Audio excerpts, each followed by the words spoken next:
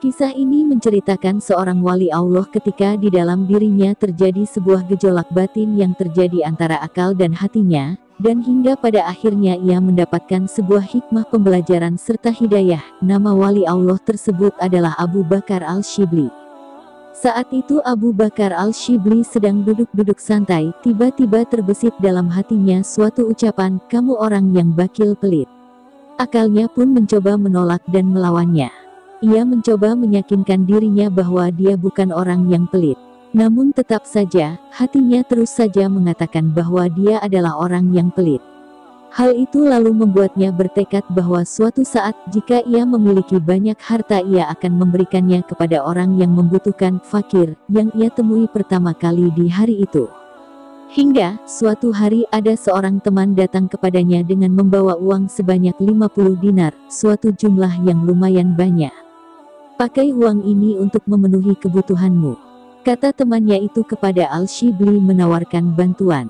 Sebagaimana niatnya semula, maka yang ia butuhkan saat itu adalah memberi orang fakir. Tak lama setelah itu, ia pun keluar dari rumahnya untuk mencari orang fakir yang akan menerima pemberian uang darinya. Ternyata yang pertama kali ia temui hari itu adalah orang fakir yang buta. Saat itu, ia sedang potong rambut di sebuah tempat jasa potong rambut. Ia pun memberikan bungkusan yang berisi uang 50 dinar yang ia bawa kepada si buta. Namun, siapa sangka ternyata uang itu ditolaknya. Justru ia menyarankan kepada Al-Shibli agar uang itu diberikan saja kepada si tukang cukur, sebagai ongkos jasa mencukur. Yang benar saja, ini uang yang sangat banyak, 50 dinar. Masak diberikan begitu saja kepada si tukang cukur sebagai upah jasanya. Bukankah terlampau kebanyakan? Kata Al-Shibli menolak permintaan itu. Ternyata orang buta yang ada di hadapannya itu mengetahui gejolak hati yang sedang dialami Al-Shibli. Ia pun kemudian berkata, "Tidak salah memang, engkau memang orang yang pelit." Ucapan itu pun akhirnya membuat Al-Shibli berkenan memberikan uang itu kepada si tukang cukur. Namun lagi-lagi pemberian itu tak berhasil. Si tukang cukur juga menolaknya. Ia berkata, "Sejak pertama orang itu potong rambut kepadaku, aku berjanji tak akan mengambil bayaran upah darinya."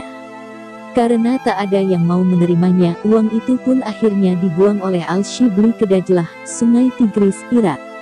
Ia berkata kepada dirinya sendiri, "Siapa saja yang menganggapmu uang mulia, maka ia akan dihinakan oleh Allah Ta'ala." Kisah di atas bisa dibaca dalam kitab Masalik Al-Absar fi Mamalik Al-Amsyar karya Ibnu Fathillah Al-Umari. Kisah di atas agaknya mengajak kita untuk tidak merasa berat untuk memberikan apa yang kita berikan kepada pihak yang memang membutuhkan. Berbagi harta yang kita miliki kepada sesama, apalagi di tengah kondisi pandemi seperti sekarang ini, memang terasa sangat berat. Namun disitulah seninya. Namun, bukankah pahala yang akan diterima disesuaikan dengan pengorbanan yang dikeluarkan? Al-Suyuti dalam Al-Ashibah wa Al-Nashair mengatakan, amalan yang lebih banyak pengorbanan, maka lebih banyak pula keutamaannya. Walhasil, memberi adalah sebuah kebaikan yang harus terus-menerus dikerjakan, yang jika memungkinkan, dengan nominal yang banyak.